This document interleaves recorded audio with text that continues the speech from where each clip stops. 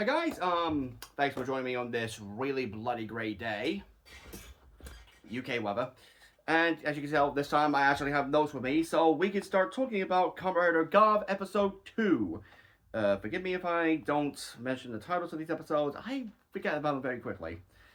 Alright, so we gotta pick up from last time when Shoma has already left Hajime and he ends up being found unconscious again. This time by a woman named Sachiko, and keep in mind we don't learn her name until near the end of the episode. Anyways, obviously Sachiko finds him, and of course, just like we did with Hajime, when he wakes up, he's asking if she has any food on her. Sorry, and she immediately takes him to her home, the Handyman Happy Parade. I apologize if that name is inaccurate. I'm working with a fan sub here. But this is also where we finally get like a full listen to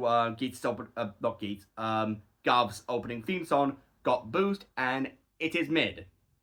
Like, okay, this is just probably my bias talking because, excuse me, it's probably my bias talking because I'm more of a rock guy than I am a J-pop guy, but I don't know, something about the theme song doesn't work for me. Anyways, it's also here that we start to learn more about the antagonists of the series, Stomach Inc., who also happen to be Shoma's family. And they're the ones who hand out the, what I call the dark treats. Again, I'm working with a set fans up here, so I don't know how accurate that is. Which is what transforms normal people into Granuts. Which, yes, I discovered is the actual name of Shoma's species. It's not just the name of the monsters. Also, I finally managed to Google the name of the transformation triggers for this series. They're called Gochizo. I have no idea what that name means, but I'm sure someone will let me know. But yeah, the Stomach family consists of 5 siblings: Longo, Glotta, Yelv, Sheeta, and Jeeb. And all of these names, they all have the same. They all have the same. All have the same meaning. They're basically tongue in different language. So, would that basically mean all their names are tongue stomach? Which, okay, that's kind of funny.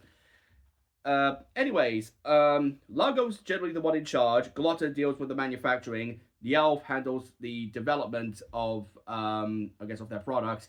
Apologies if I get these names wrong, by the way. And Jeeb and Sheeta, they're mirror twins. They're the ones who handle procurement of humans that they can turn into dark treats. So yeah, I was right about last time. The Stomach King are basically trying to transform people into dark treats and sell on the market of their home planet or home dimension. It's not really clear whether it's a home planet or another dimension. And evidently their father is also dead, just like Showa's mother. And I'm sticking with my theory that Showa's mom was human. But yeah, but we also I guess coming back to Shoma and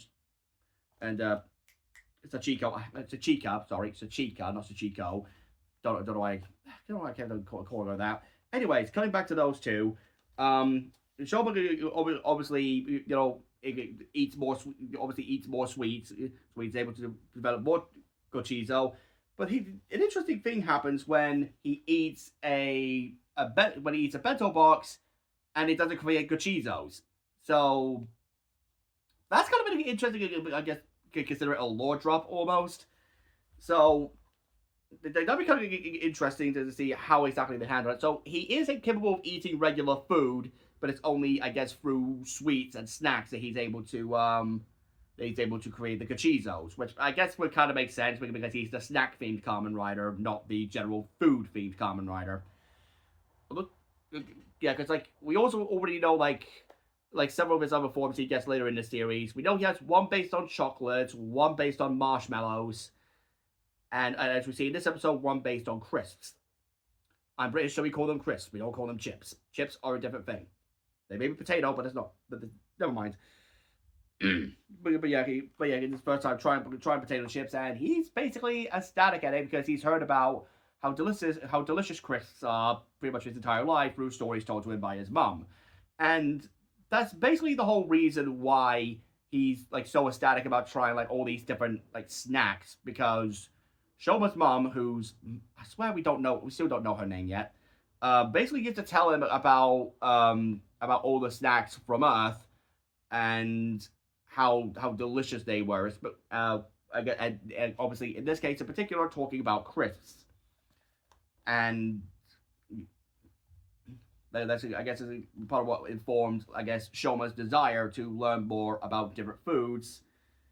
And it's during this episode that Sachika actually gives him basically a food journal, basically, because her goal is just to help people be happy. That's why she started up her handyman business in the first place, which okay, that's actually a good bit of character interaction between the two. I like that.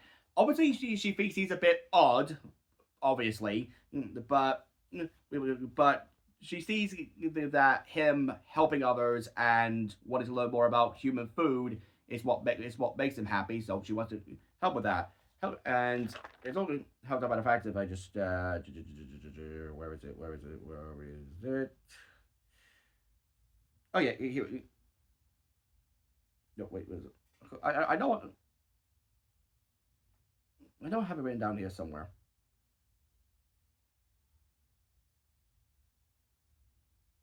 Yeah, okay, I'll go back here. Like even during this, she actually offers him a place to stay. To stay at her home because at the moment he's kind of a hermit, and she wants people to be happy, which also helps because her name is literally spelled with a kanji for happiness. Which, okay, that but I'm glad that these subs actually, not only the subs but the show points that out as well. That happiness is literally in her name, so she wants to help people be happy. And she's also, which we also see in this episode, where she helps a friend of hers, Mitsun. I don't know if I'm pronouncing that correctly. Basically helping her move out of somewhere into a new apartment.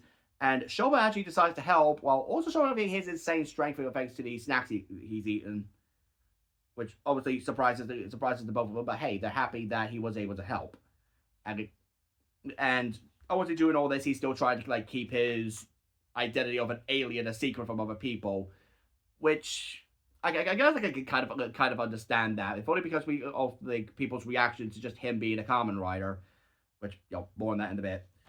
But during this, the journalist we met last episode, Hanto, I'll make sure to memorize his name this time, basically sees news of the monster attack from the previous week, because apparently it's been a week since this episode 1, which okay, technically has, but you know what I mean.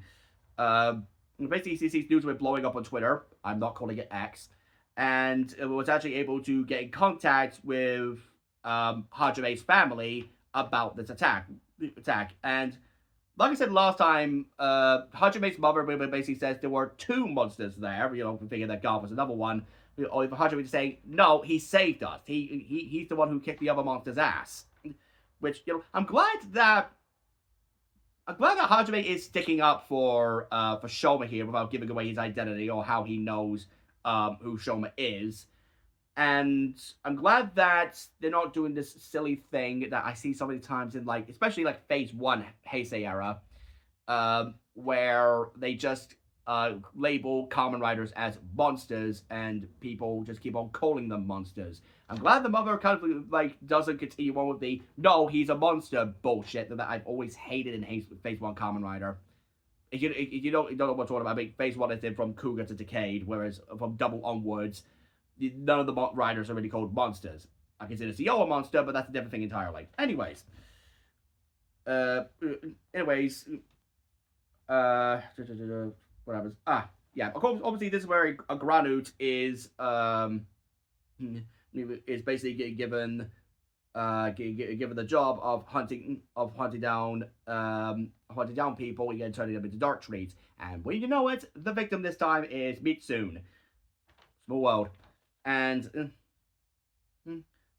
before Shoma decides to just hit the road and continue on with his journeys, because he doesn't want to I guess doesn't want to burden Sachiko. The Zaku chips Gochizo,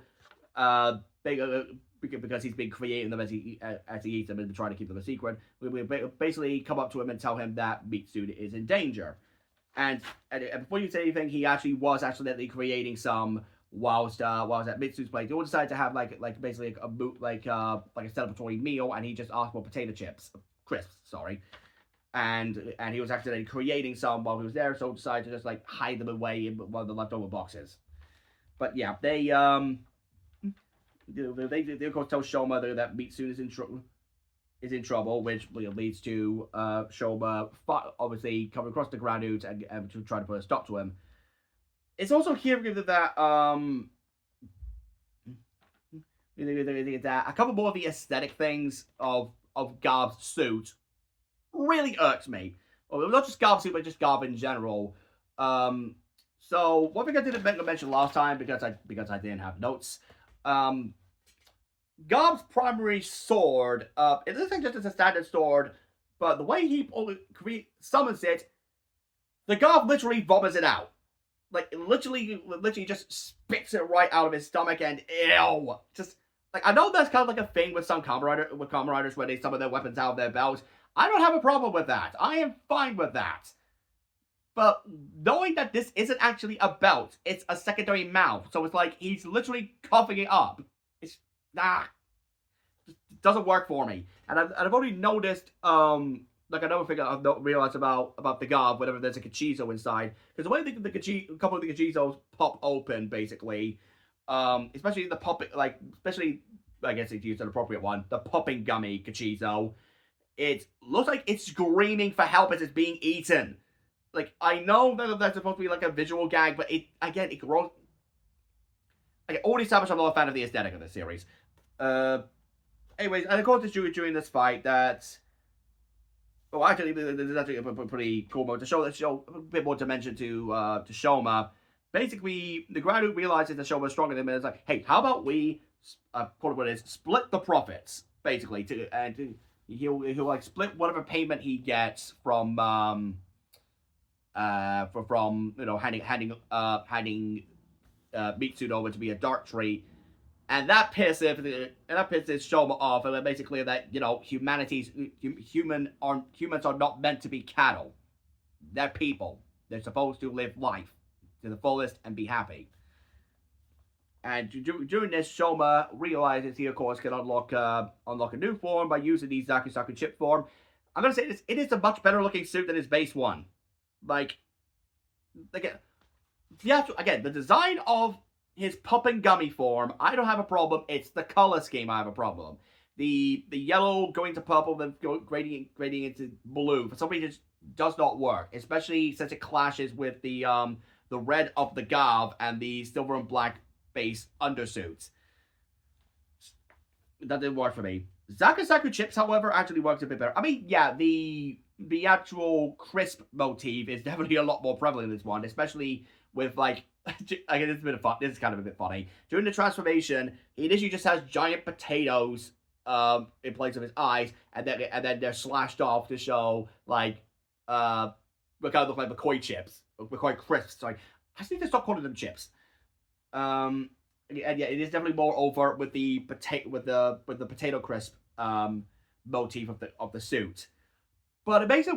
But based on what you said, it definitely has the better color scheme. It fits a lot better with the red and the silver and the black, and there's something about the way that it looks. It doesn't look as squishy as opposed to the appropriate way would be. Which, okay, puppet gummy, it's a popping candy. It's like a little gummy candy. It's meant to be squishy, but something about the way that it looks, because of how gleamy and shiny it is. Yeah, I definitely prefer the like, for lack of a better term, the harder edges of the Zakusaku chip suit. And there's also another pretty funny thing. He has a pair of twin blades that, of course, look like potato crisps, and he basically has to use them in a specific way. He can't just like cut straight, otherwise they'll break. He has to slash at an angle. Which okay, I guess I can kind of see what they're going for, because of the way that most crisps are made, like say something like Pringles or something like that, they are kind of like curved in a specific way. So I guess they do have the kind of like angled curve to them. Okay, I can kind of see that working, especially part of the stack motif, and of course,